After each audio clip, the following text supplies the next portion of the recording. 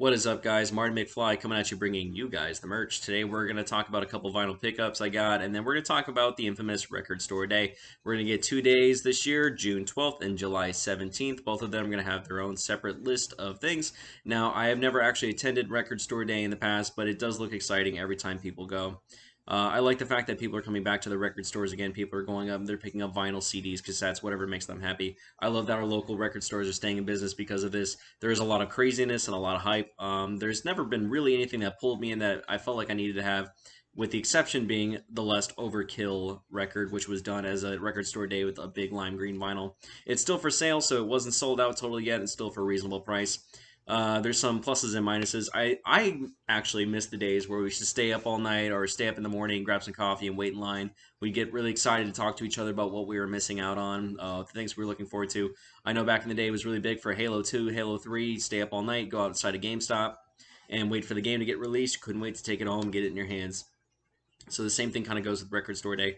There's a lot of craziness, a lot of people waiting in line, a lot of craziness when the doors open. There's never too many things that I really enjoy, but I think this year we're definitely looking forward to some things, and some, especially for me, for the first time, I really feel like there's definitely some records I would like to have on vinyl. Now, I'm sure these are already released anyway, but these are Record Store Day exclusives. So a couple that I'm looking forward to, again, it is June 12th and July 17th. A couple that I've been looking forward to is the release of Linkin Park's Meteora on vinyl. I It's just a cool thing to have in your collection. I love the first. I love the majority of the Linkin Park's records, with the exception of like maybe two, Thousand Suns. I could pretty much leave that alone. Never pick that up ever again. And then the most recent release, One More Light, it has its place. I wasn't a big fan of it; just wasn't really what I wanted from a Linkin Park record. But I respect for what they were trying to do. They said they were just trying to be really honest with themselves. Rest in peace, Chester Bennington. We missed you dearly. But to hear Meteor on vinyl, I just can't wait to have that in my hands. Next one is Striper's Goddamn Evil. One of the most recent releases from Striper. I think on vinyl, I should have already picked it up at this point. I love Striper. I'm a huge Catholic, and I love a lot of the Christian metal bands that are out there. And the lead, Michael Sweet from Striper has always maintained his voice. He's got a wonderful singing voice. Took care of himself. The band took care of each other and themselves. And I love the product. It's always a great product. They sound better and better and better with every release. The next, but I'm definitely going to have to take home, can't wait to have it, is Lamb of God's As the Palaces Burn. Looks like we're going to get a double vinyl, colored vinyl, some bonus tracks, and it just looks like a fantastic package. I can't wait to have this. That was the first Lamb of God record I ever picked up. To have that on vinyl, I think would be just fitting, just perfect. Next, we have the lead singer of Emperor. You may know his side project is called Izan. He released a record as part of a trilogy, and the last album in that trilogy was called After. Now they are releasing that on vinyl. I'm sure that goes for a lot of money, the OG presses. To have a record store day, and I wasn't big into Isan until I really spent more time with it, and then I realized we're getting a little bit of everything. You get a little bit of black metal, you get prog, you get post black, you get some really beautiful choruses, and a lot of things to offer from Isan's records. And I'm glad I gave it more time and spent more time to listen to it. Wasn't sure what to expect the first time I heard it, and then I realized I was just being prejudgmental, and that was my bad. I actually like what the product is, and I'm really glad they're doing a release of vinyl for that. The next is From Here to Infirmary by Alkaline Trio. I think it'll be great to hear that on vinyl. I think that's one of those bands. It's a vinyl band. It's punk, a little bit of depression, emo punk, whatever you want to call it, but it's punk. I think it's going to sound great on vinyl. Next is Anti-Flag's 2020 Vision. I mean, if we're going to go punk, go full ahead. Anti-Flag 2020 Vision on vinyl, absolutely. The last but not least, one of my favorite Thrice records. Now, granted, it is one of their newer ones, a little bit on a different take on their music, but a little bit older Thrice. It's To Be Everywhere is To Be Nowhere. I heard that the summer it came out, picked it up, fell in love with it. There's a lot of notable tracks on there, Black Honey being one of them. It's a fantastic record, and I think that album, the way they recorded it, the recording quality on is going to sound great on vinyl as well. I think they'd be a great addition to the collection. So that's kind of the things I'm looking forward to. What are you guys looking forward to? Anything you guys are looking forward to on Record Store Day this year? Are you going to go out, or are you going to stay up all night? Probably not, but are you going to get up a little bit early and grab some coffee? Hopefully, see you guys in line, see you guys at the record store. So I got a couple things in the mail, and this came in before release day. I'm very, very excited about it. I wish I could show you the front, but with the way things are, it's a pretty violent cover. This band is known for its violent covers. I'm sure you guys know exactly who I'm talking about, but this is none other than Cannibal Corpse and Violence Unimagined. Now, I cannot show you a decent portion of this, but I'm going to leave you with that. And as you can see, it is not holding back on the violence. This is Violence Unimagined. This is Vince Locke's cover art. This is the unedited, but it's usually blown up a little bit more on the other editions. I've heard a couple of the singles already. Absolutely fantastic. Big fan of what they've done. Now, I'm not a huge collector. I love what these guys have done, though. These guys have been around for a long time. If you've never seen their DVD called Centuries of Torment, watch it. I think it's a great piece of American history. It's definitely worth watching, rewatching. I've seen it 4 or 5 times now. They go big into the Buffalo and Tampa Bay heavy metal scene, the origins of death metal with those guys. I think it's fantastic. Now, one of the things that made me want to buy this record right away was not only, it's Cannibal Corpse. I think they sound great on vinyl. Again, I can't show you the back, but they have a full thickness book going in, talking about the lyrics, talking about it. Now, there's part of this, even it's tough for me. I can't look at it. I can't look at the front cover myself. It's tough. It's a lot. It's a lot to take in, but picture of dead zombie mother eating her baby. I don't touch that with a 10-foot pole. Nevertheless, it's overall. I mean, the record sounded fantastic so far. But we have these full thickness covers. Really well done art overall, thanks to Vince Locke. It's pretty gruesome, pretty disgusting. It's basically like listening to a horror movie, which, if you look at it that way, it's no different than what we've seen in horror movies today. Can't show you that one. But I think the full band press cover is awesome. I'm actually a big fan of that. So, as you know, their lead guitarist, Pat, had to take a little bit of a break from the band. You can look that up yourself. But in the middle, we obviously have George Corpse Grinder Fisher. And then all the returning members, our newest member, Eric Rutan. He's in Hate Eternal, also in Morbid Angel. He produced several of their records, and then he is now their coming in guitarist. I think the quality of this is fantastic. The recording quality they did, the band definitely pushed themselves. The album so far is very catchy. It's a great listen so far. Can't wait to see what they do.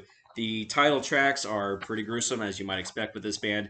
They definitely went full out. I heard a couple reviews. Some people weren't happy with the cover of the last record, which was fine with me. It wasn't, basically a serial killer in the front, and George Corpse Grinder Fisher was talking about how he had a bad dream. And basically the last thing you see after you see red is black, red to black, basically getting killed in your dreams, and that's where they got the title from it. But notable tracks, or all the tracks: Murderous Rampage, Necrogenic Resurrection, Inhumane Harvest, Condemnation, Contagion, Surround, Kill, Devour, Ritual Annihilation. Good stuff, huh? Nice and violent. Follow the Blood, Bound and Burned, So Slowly Sawn, Over Torture, Cerements of the Flayed. Basically, if you're going to create the movie Saw and put it into a band, that's what we're dealing with. Overall, it is violent heavy metal lyrics, but you know what? I mean, for the most part, it is what it is. We all listen to it, we all enjoy it, we all want to jam, and as long as you're not taking it too seriously, there's worse things out there. I'm pretty sure the majority of the rap lyrics out there today are just as bad, if not worse. This is just basically like a horror movie on record, and I'm totally okay with it. I love heavy metal. It's what takes the edge off. It's where, when you're going to the gym, this is going to be a great gym album, chest day, pumping out. On the back of this, we actually have a code, which is awesome, so you can download that. But a nice sticker. This is basically the uncensored cover. Nice little demon, scary, terrifying thing on the front. And then, of course, we have the colored vinyl, which I always look forward to. I wanted to get this because of the big book of the colored vinyl. I wasn't sure which the Amazon press would deliver, but this is actually very, very nice. Kind of got a nice pink splatter on like a yellow opaque background. This is the beer with red splatter vinyl. This was off the Century Media Records, I believe, if I'm not mistaken. And pretty glad, or Metal Blade, I'm sorry. I don't know why I said that. They've been with Metal Blade for how long? Yeah. So Metal Blade Records release. I'm glad I got that instead of the Amazon one. This one came out a lot earlier. Glad to have it in my hands finally. We got a couple more records for you guys, so bear with me.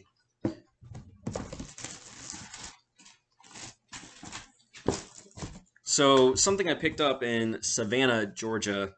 There's a record store there called Graveface and Curiosities. It's basically like, think Halloween vintage mixed with stuffed animals, stuffed dead animals everywhere, and punk, hard rock, metal, everything.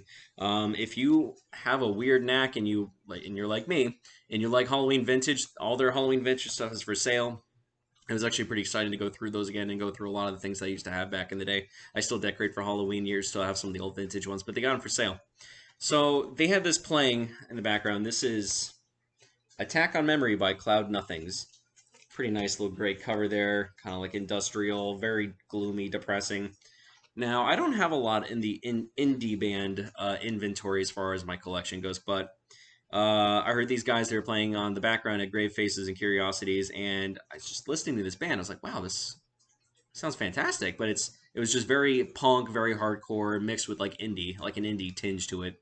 And there was a big surprise in this because the first track was nice and short, and then going further into the album, next thing you know, there's an 8-minute song that they're playing in the background, and it just gets harder and heavier and better. And I knew I had to have a copy of it. So this is your standard issue black vinyl. Um, you'll know exactly what I'm talking about when you hear that song for the first time. You're gonna like it just keeps going, keeps getting heavier and heavier and heavier. So that song is called "Wasted Days," and you'll know what I'm talking about when you hear it. I can't say enough good things about this record overall, though. It comes in at about 9 songs, decent album length. I don't have, like I said, I don't have a lot in my indie record inventory, but I was really glad to take this one home. Looks like this record was selling like hotcakes because on Amazon, it looks like I got the last copy until they deliver some more. I didn't realize how big these guys were and how much of an inventory they have until I went to Mojo's Records. Anyone who knows me, if you go to Mojo's Records with me, bad things are going to happen. They have a pretty decent inventory, and I can't wait to listen to more what these guys have to offer. I got one more package for you guys. Can't wait to see what we got in here. Now, granted, I know what's in here, but you don't. Big old package. My handy blade. Got this from Amazon. Pretty nice and sharp, but I keep this, basically just keep this around. And careful not to poke yourself with it. Don't play with knives, kids. Let's see what we got. This is none other than the Linkin Park Hybrid Theory box set, 4 LP box set. I'm so glad to have this. When I saw that they were releasing this, I had to pounce on it. It took me a little while, but Mojo's Records is selling this. It's on Amazon for a decent price as well. Now, this comes with Hybrid Theory. This comes with Reanimation on a double LP set, and it comes with an additional B-Sides and Rarities record on LP, of course. Also comes with a nice booklet. Can't wait to tear open to this baby and start listening to it. Every time I went into Barnes & Noble when I was studying, going to school, etc., they always had Hybrid Theory, they always had Meteor and Reanimation on vinyl in the stores. I always thought about picking it up because I think Hybrid Theory is probably one of those best records. It was produced, just sounds great on vinyl, of course. And I wanted to have a copy in here. That was the first, obviously, everyone remembers the first time they heard LP. I remember going to FYE in the mall. I was a little kid and picking that up for the first time. Terrified my parents, terrified my sister-in-law, but me and my brother both fell in love with them. Next thing you know, they're the biggest band in the world. And overall, I just wanted to have this on vinyl. I wanted to have the box set, remember them. Like I said before, rest in peace, Chester Bennington. I'm excited to see what the band wants to do next. I know for right now, Mike Shinoda has been talking. He's got projects going on. He's got his band Fort Minor. He's doing some of his rap, and he's doing his Mike Shinoda solo stuff as well. But can't wait to see what LP does, where they continue from there. So that's it from me, guys. How are you guys doing today? Tell me everything. Tell me what you guys picked up. Tell me what you guys are listening to. If you guys have new bands that I haven't heard, feel free to tell me all about it. I was watching The Accusation Network, and it looks like he picked up a copy of the new Draconian album. If you haven't heard that yet, absolutely do. It's a fantastic record. There's some issues with Amazon packaging. I guess they keep delivering the Goo Goo Dolls Christmas album for some reason. So may not want to buy it on there, but pick it up at your local record store. Or if Amazon fixed the problem, then pick it up on Amazon. The initial presses were pretty expensive to come all the way over here from Europe to the United States. But what I've heard so far from the latest Draconian album, it's fantastic. Can't go wrong. If you haven't listened to them before, you can start anywhere. Arcane Rain Fell, The Burning Halo, Sovran, which all 3 of those I absolutely fell in love with. Those are some places to start. So I want to hear from you guys. What are you guys listening to? How are you guys doing? Are you excited for Record Store Day? Do you like any of the records I picked up? Is there anything you think I should add to the channel change? Obviously, I could probably use some editing. I don't know anything really about that stuff. I don't take time to edit. I just want to release things and have a good time. This is mainly just a way for me to blow off some steam. and try to get more people out there. I love the vinyl record community and everybody I've met so far. Everyone's been really nice and really helpful, and they always have new tips and tricks and new bands to offer, which is what I'm here for. Thank you again, guys, for listening. If you guys enjoyed this, comment, like, subscribe.